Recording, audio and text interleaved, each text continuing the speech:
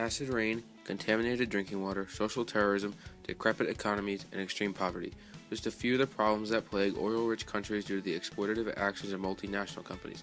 In the modern era, 1990 to the present day, the exploitation of oil reserves by multinational oil companies provoked economic deprivation, environmental degradation, and social instability, all of which would threaten the well-being of many Nigerians and Iraqis. In recent years, oil companies depleted their reserves, which resulted in an unsteady petroleum industry. Additionally, the production of old oil fields dwindled, while new oil fields appear progressively more costly to open. As the world consumed this precious resource with reckless abandon, over the past 3 decades, alternative renewable energy solutions have not been developed to a level which can supply the world's insatiable thirst for energy. Many companies claim to be environmentally friendly. However, the rapidly changing environment contradicts their assertions. For example, instead of capturing the valuable natural gas that is released during drilling, oil wells are often flared.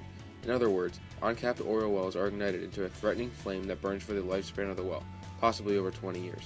Additionally, acid rain damages the roofs of primitive housing in impoverished areas. Acid rain is a direct result of oil production due to extreme carbon dioxide levels from exorbitant emissions. Nigeria, one of the world's largest oil producers, is plagued by economic corruption and destitution. Many of Nigeria's citizens live in severe poverty despite the country's oil wealth.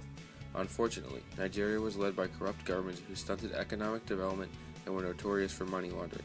Furthermore, the government condoned the theft of large quantities of oil due to its lack of power. In 2013, the International Monetary Fund demanded Nigeria to remove its oil subsidies. Nigeria, however, would risk economic stability by removing its stake in the oil markets. In Nigeria, militants, such as the Boko Haram, disrupt oil production. Oil production in the Niger Delta can vary anywhere between 300,000 to 1 million barrels of oil per day. Ken Saro-wiwa, a native of the Niger Delta, exemplified the social consequences of oil production in developing countries. Executed by the corrupt Nigerian government, Saro-wiwa, an environmental activist, disparaged the Shell Oil Company for their treatment of the Ogoni tribe. He claimed that Shell committed environmental genocide in the Niger Delta. Due to Saro-wiwa's actions, he forced Shell out of the Niger Delta through non-violent civil disobedience prior to his execution. Kurdistan, home to some of the world's richest oil fields, is a nation without a state, a region divided between Turkey and Iraq. Kurds face social conflict due to the allure of its oil to both Iraq and Turkey. Recently, the Kurds ended oil commerce with Iraq, opting instead to trade with Turkey.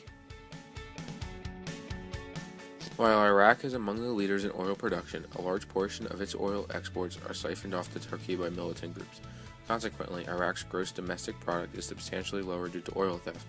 Additionally, many Iraqis are malnourished. To cope with this problem, the UN-sponsored Oil for Food program is designed to allow Iraq to trade oil reserves for food and other humanitarian supplies.